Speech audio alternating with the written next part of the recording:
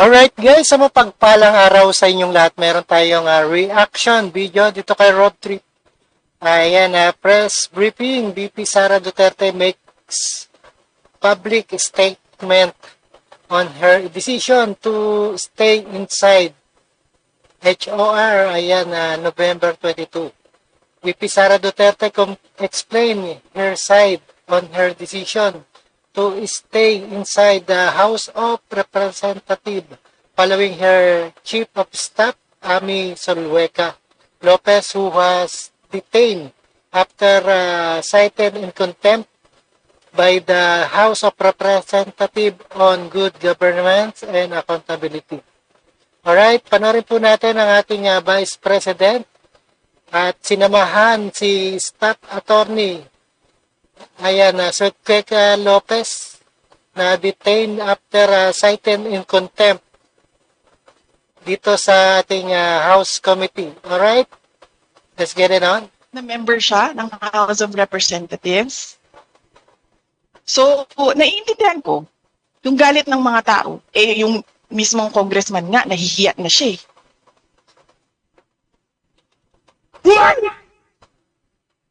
Jason. Yes, ma'am. Last question na lang po.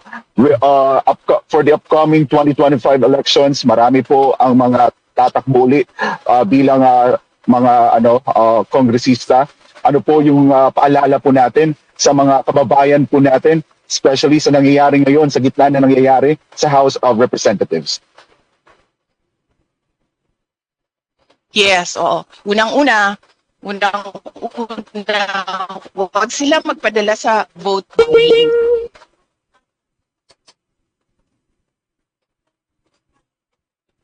Unang-una, huwag sila magpadala sa vote buying.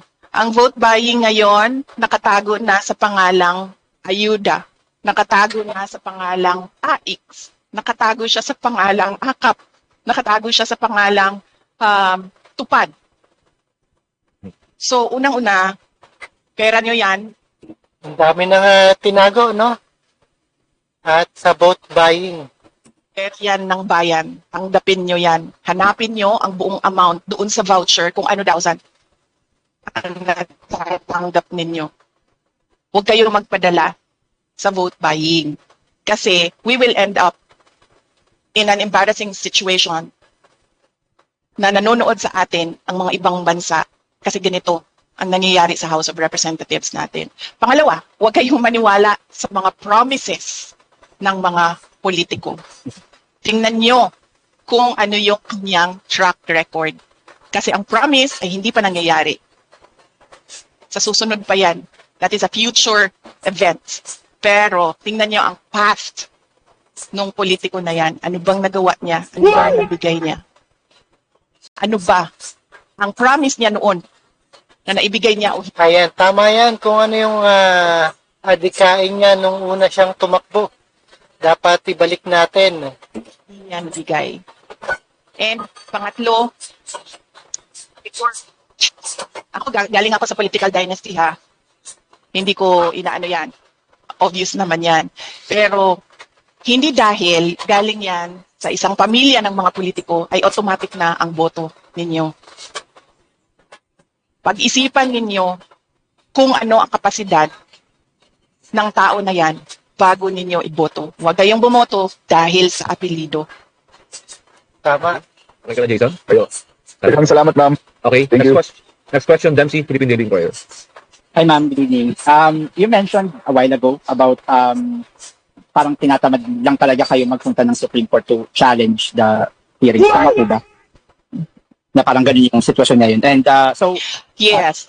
na-discuss talaga ma'am na may parang gagawin po yung sabi ng legal remedy or to go to Supreme Court to challenge this. I mean, what would possibly prompt you to go there already? I mean, hindi pa ba enough na seeing what's happening right now for you to go to Supreme Court? I mean, di ba parang you mentioned na nga na parang, I mean, from the questions earlier, sinasabi na parang napapersecute na nga raw, won't those be enough reasons for you to go to Supreme Court already and to challenge it? I mean, if you're not going to attend, why not just challenge it to the Supreme Court then? Oo, totoo yan. I think mali ang word na nagamit ko kaninang natatamad. Hindi pa ako fully committed. hindi ako fully committed na mag-file ng cases. Although lahat ng cases nasulat na ng mga lawyers. It's a matter of filing. In fact, kanina, kami ni Attorney Lopez, we were signing the verification and certification of non-forum shopping. Nagpirma na siya, nagpirma na ako. Inaantay na lang namin na na magsabi ang mga lawyers na we're ready. Everything, all the documents are ready for filing. Pero nasulat na lahat.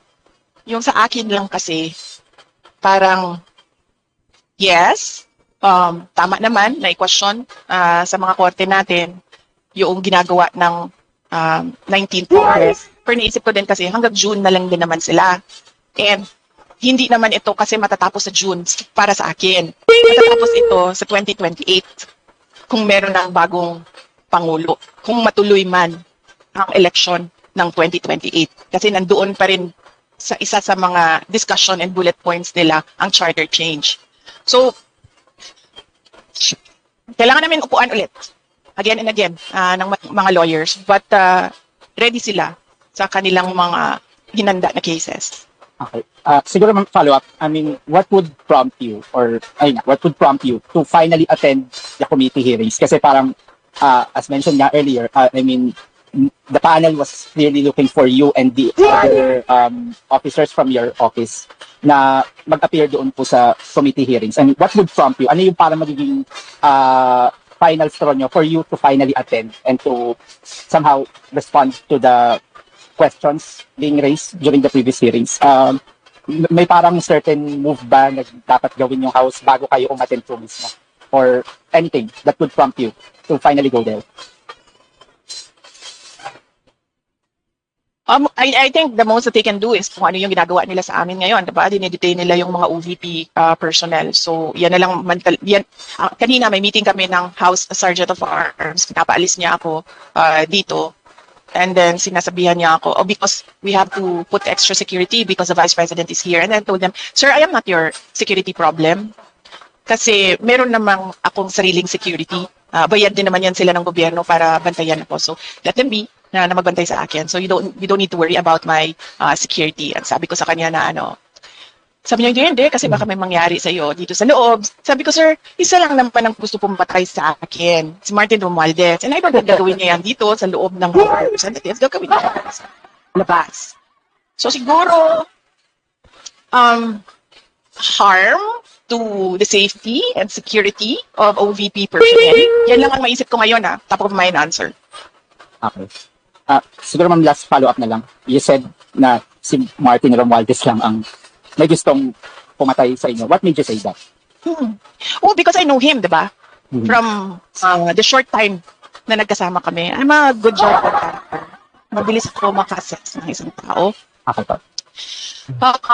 Nagkasama kami sa kampanya. And I'm no psychologist, pero that man has so much baggage and insecurities sa buhay niya. Okay. Yeah, ma'am. Thank you. Okay.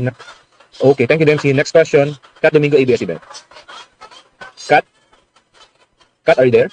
Good evening, Vice President. Ma'am, during your first few press conferences with us, you mentioned that merong triumvirate or triangle power of triangle power, something like that. And you mentioned na sa susunod na press conference nyo na babanggitin, particularly some details about the House Speaker and the First Lady. May we finally know ano po ito, ma'am?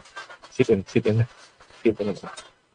Well, yes, dinidiscuss namin yan kagabi, no? Diniscuss din namin yan kagabi. And kasi, mame-mention ko yung pangalan ng First Lady doon sa mga sinasabi sa hearing. And, alam mo yon, ang gusto lang naman namin kasi lahat sa Office of the Vice President ngayon, magtrabaho. In fact, kung makita nyo doon sa lobby, if you're allowed to visit Yusek Lopez, isang buong malaking plastic box ng documents ng trabaho ang ginagawa niya. Ganun din ang gusto ko, that I be allowed to attend my events and go around to talk to the people. Yun lang ang gusto namin. Parang nilalabag nyo na yung photo nila. Thank you. Sa summer, sa mga barangay candidates. And then, sinabi niya, oh, no, I don't give. Binibigyan ko lang sila ng allotment ng, wala pang akap on eh. Binibigyan ko sila ng AX and tupad.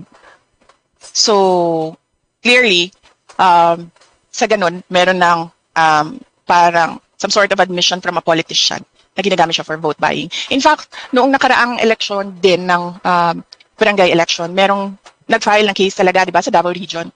Kasi ginamit siya pambayad sa mga botante.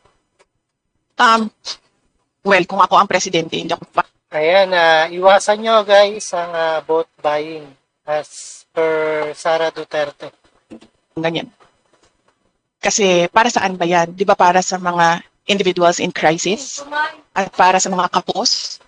Ang dami-dami kayang nakakatanggap na hindi in crisis and hindi kapos. Matagal sa Alright guys, ayan, napakinggan at napanood po natin dito sa ating reaction video dito kay Rob Trip. Alright, see us again sa ating the next one.